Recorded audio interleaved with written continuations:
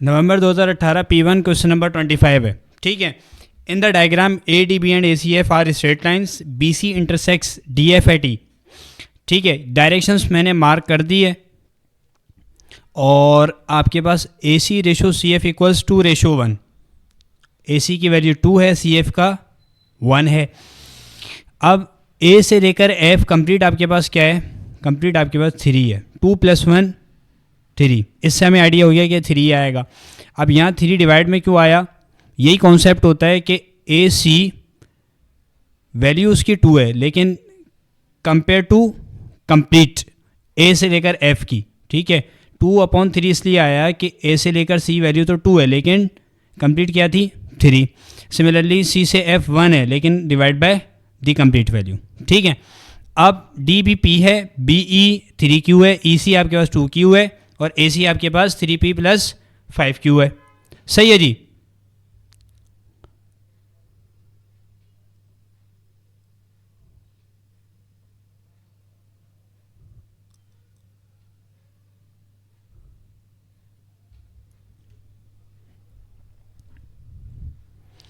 अच्छा, मुझे क्या निकालना है? सबसे पहले मुझे निकालना है ए से बी।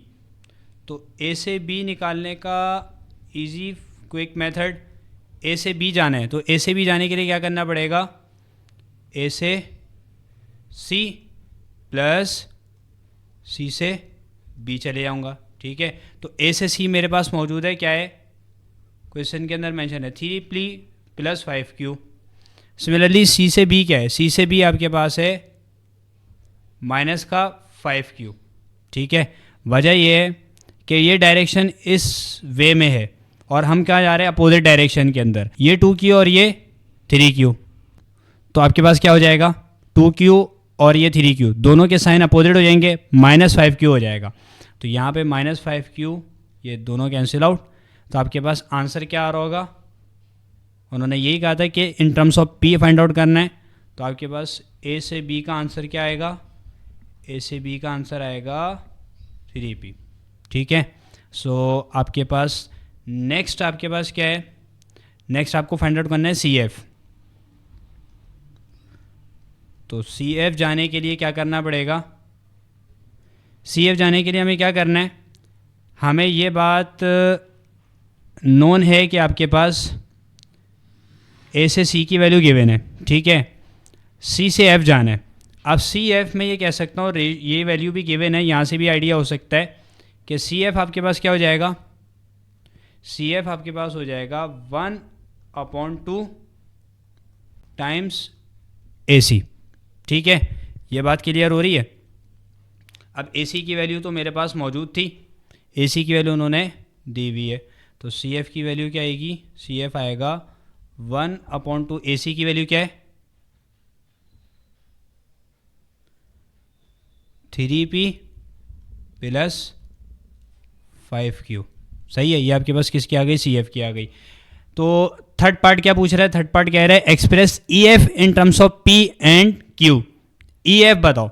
अब देखो, EF निकालना है तो सिंपल क्या हो जाएगा? ये EF डिस्टेंस फाइंड आउट करना है। तो मैं EF निकालने के लिए क्या कर दूंगा? CF - CE। तो मेरे पास क्या आ जाएगा? E से F का डिस्टेंस आ जाएगा। सही है। थर्ड पार्ट आपके पास क्या है? EF निकालना है। तो EF का हमें डिस्टेंस कैसे पता चलेगा? CF - CE। CF अभी अभी निकाला है, 1/2 3P + 5Q minus sign as it is. अब देखो, C से लेकर E, ये डायरेक्शन इन्होंने जो क्वेश्चन में मेंशन किया वो E से C है और 2Q वैल्यू है इसकी। लेकिन हम कहाँ जा रहे हैं? C से E जा रहे हैं। तो डायरेक्शन अपोजिट हो गई, तो वैल्यू क्या हो जाएगी? -2Q हो जाएगी। ठीक है, एक ये माइनस साइन वैसे ही फॉर्मूले का और ये -2Q आ गया। तो आपके पास क्या आ जाएगा? सिंपल हो जाएगा 3/2P + 5/2Q और +2Q। सही है। तो आपके पास क्या हो गया?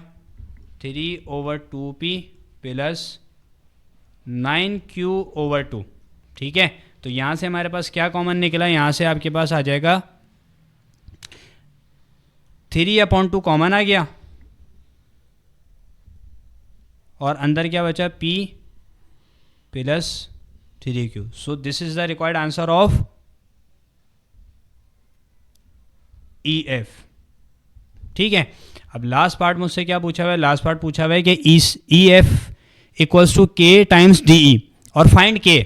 तो K की वैल्यू फाइंड आउट करनी है और ये उन्होंने कंडीशन पहले से बना के दे दी. सही है जी, बहुत सिंपल है, कोई मसले वाली बात नहीं है.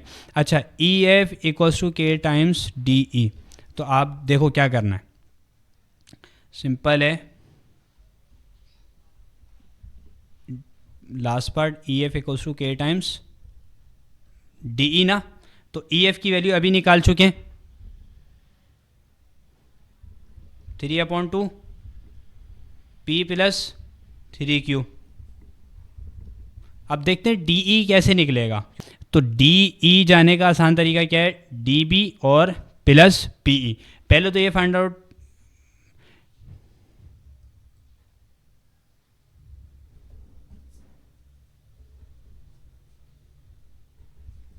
पहले तो ये मेंशन करते हैं कि आपके पास DE का पाथ क्या होगा. ठीक है, तो हमने देख लिया पाथ क्या है इसका, DB प्लस BE.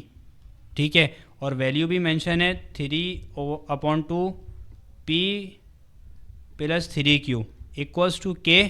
और DB क्या है आपके पास, P है. और डायग्राम में BE क्या मेंशन है, BE आपको मेंशन है 3Q. सही है, तो ये कैंसिल आउट. तो आपके पास K की वैल्यू आखिर में क्या आ रही है, K की वैल्यू आपके पास आ रही है 3/2. So this the required answer of this pass paper. I hope आपको कॉन्सेप्ट क्लियर हो गया होगा. If there is any query so kindly mention your query in the comment box.